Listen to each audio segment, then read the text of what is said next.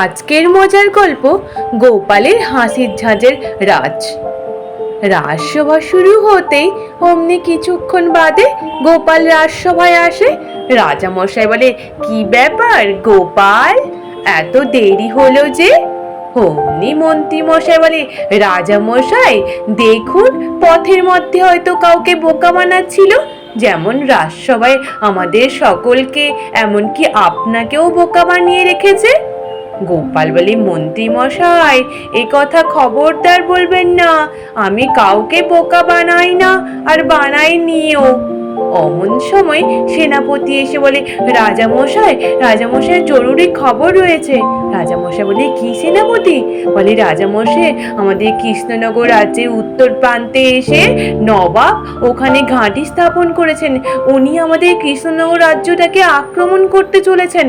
বলে, এ কি কথা, তাহলে কি হবে সেনাপতি? আমাদের সৈন্য সামন্ত সব প্রস্তুত তো? বলে, রাজামশাই মন্ত্রী মশাই তো সৈন্য সামন্তদের সাহেবদের কাছে প্রশিক্ষণ নেওয়ার ব্যবস্থা করেছিল রাজামশাই। রাজামশাই বলে, মন্ত্রী তাহলে সৈন্য সামন্ত সব প্রশিক্ষণ নেওয়া হয়ে গেছে, আর তুমিই বা কেন সাহেবদের কাছে প্রশিক্ষণ নিয়ে গেছো? বলে, রাজামশাই মোটামুটি নেওয়া হয়েছে। রাজামশাই বলে, কি হবে এখন? গোপাল বলে, রাজামশাই আমি বলবো?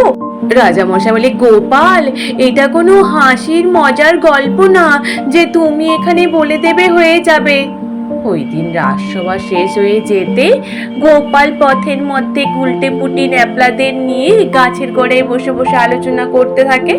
গুলটে পুটি ন্যাপলা বলে, দাদু তুমি এত কি চিন্তা করছো?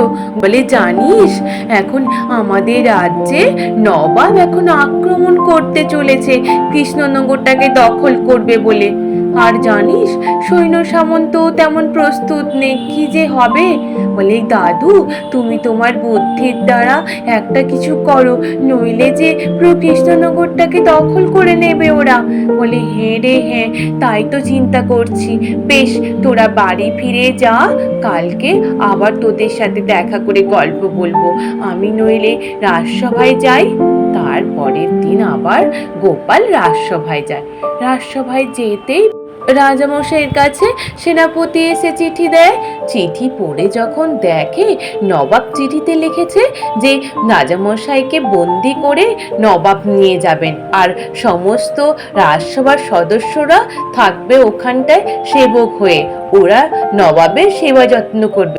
এই কথা শুনে রাজামশাই তো চিন্তায় পড়ে যায়। রাজামশাই বলতে থাকে, কি করি এখন, তাহলে কি হবে? অমনি গোপাল বলে, রাজামশাই আমি কি বলবো? রাজামশাই বলে, বলো বলো গোপাল, আর তো কোনো উপায় নেই, তুমি বলো কোনো উপায় যদি বের করতে পারো। গোপাল বলে, রাজামশাই আমি নইলে যাই নবাবের সাথে দেখা করতে, আর আমার সাথে একটু মন্ত্রী মশাইকে পাঠালেই হবে। রাজামশাই বলে, কি বলো গোপাল, তুমি নবাবের সাথে কি কথা বলবে? বলে, আমি তো একবার চেষ্টা করে দেখি রাজামশাই, পারি কি না। অমনি মন্ত্রীমশাইকে নিয়ে গোপাল প্রস্তুত হওয়ার চিন্তা ভাবনা করে। মন্ত্রীমশাইকে বলে, মন্ত্রীমশাই আজকে সন্ধেবেলা দুটো ঘোড়া নিয়ে আপনি প্রস্তুত থাকবেন, আমরা রওনা দেব নবাবের সাথে দেখা করার জন্য। সন্ধে হতেই মন্ত্রীমশাই দুটো ঘোড়া নিয়ে দাঁড়িয়েই থাকে। বলে, ও বাবা রে বাবা, কার পাল্লায় যে পড়লাম, এই গোপাল যে বললো আসবে, এখন তো ঘুটঘুটে অন্ধকার হতে যাচ্ছে, আবার গাছের তলায়, এখন যদি পেতনি ডাইনিরা এসে আমায় ধরে তাহলে তোমার প্রাণটাই চলে যাবে। বলতে না বলতে গোপাল আসে। গোপাল বলে, মন্ত্রী মশাই অত ভয় পাবেন না, আমি আছি, আপনাকে ডাইনি পেতনি কেউ ধরবে না। বলে, গোপাল তুমি তো এই কথা বলছো, ডাইনি পেতনি না ধরলে সাপে ধরবে, বাঘে ধরবে। বলে, কিছু হবে না, তুমি চলো আমার সাথে। তারপর মন্ত্রী মশাইকে নিয়ে গোপাল রওনা দিয়ে দেয়।